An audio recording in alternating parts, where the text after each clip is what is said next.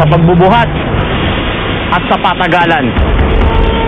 Ito ang Seafood Endurance Challenge.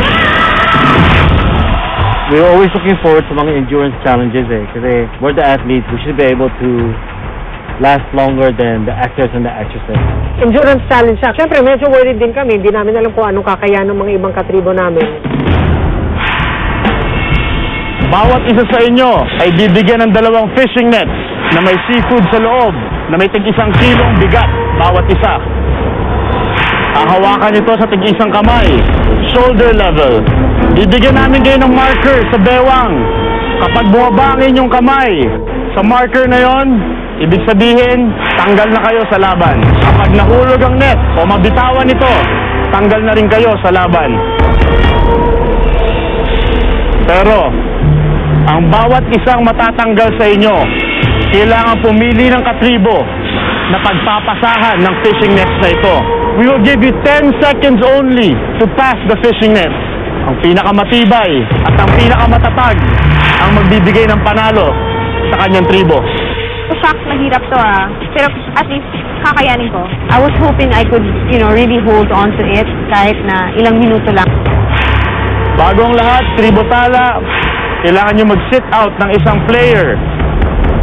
Ang maaari na lang mag-sit out sa inyo, si Carlo, si Arthur, o si Albert. Dahil yung iba nag-sit out na sa Bola-Bola Challenge. Si Albert, ikaw, si Arthur.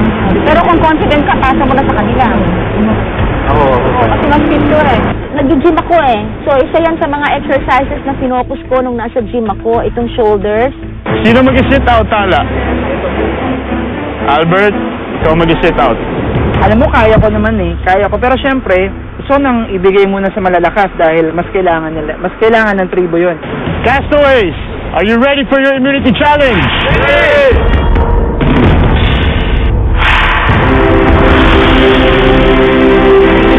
Survivors! This is for immunity! Survivors ready! Go! Tinaas na ang kamay ng lahat ng castaways. Simula na ng Endurance Challenge. Ito ang kauna-unahang Endurance Challenge sa season na ito. Sino kaya ang matibay? Sino magtatagal? Mahirap talaga kasi yung ngawit lang. Parang magganyan ka lang kahit wala akong hawak. Yung ngawit, di ba?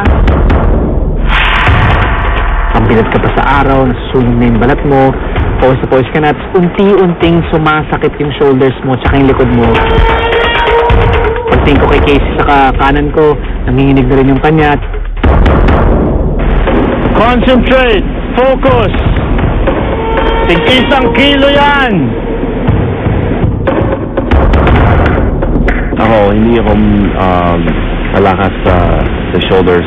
And yung arm ko already started shaking. I was like, oh my God, parang babae ako. Parang, ako yung unang out. This looks bad.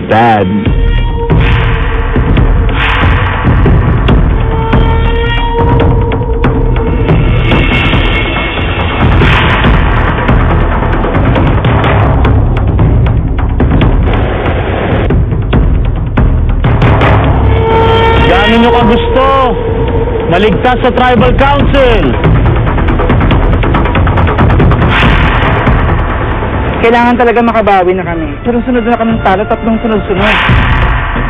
Scoopable, bola-bola, Bulan!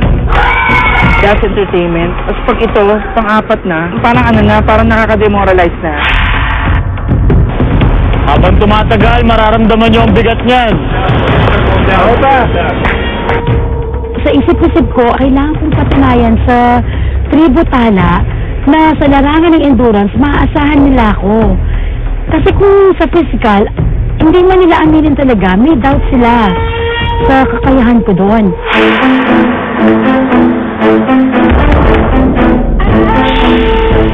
Ang ginagawa ko na lang, hindi ko na iniisip na hindi ko kaya. Pumipigat na lang ako, hinahanap ko talaga kung nasan yung peace. Parang hindi ko na maisip.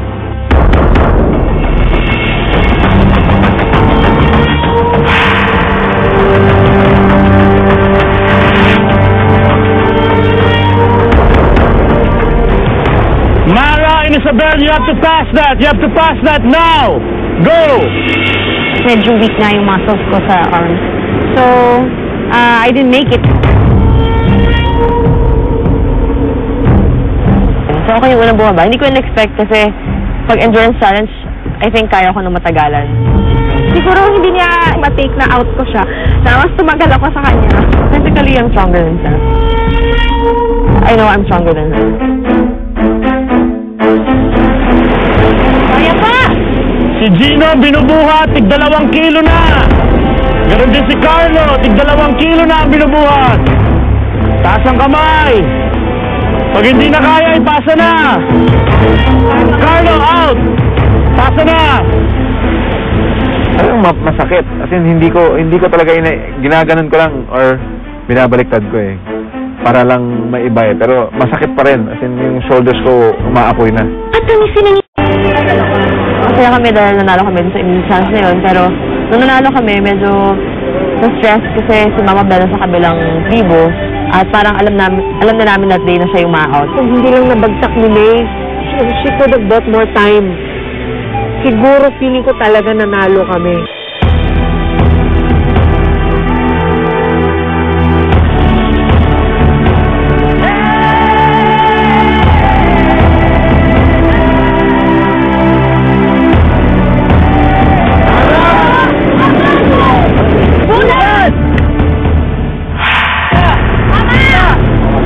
Abangan sa Survivor Philippines.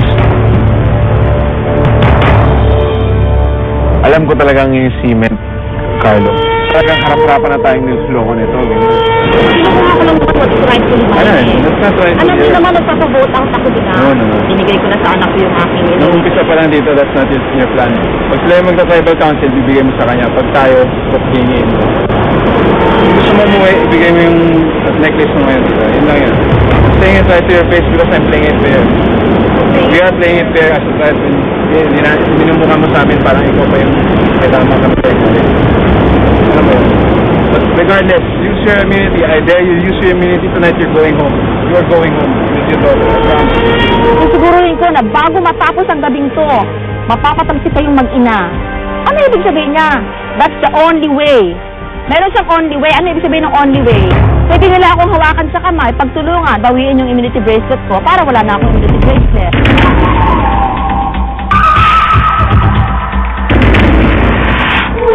Lapis, Tribo Tala. Isipin man ng lahat sa inyo na pinapahina ko ang tala.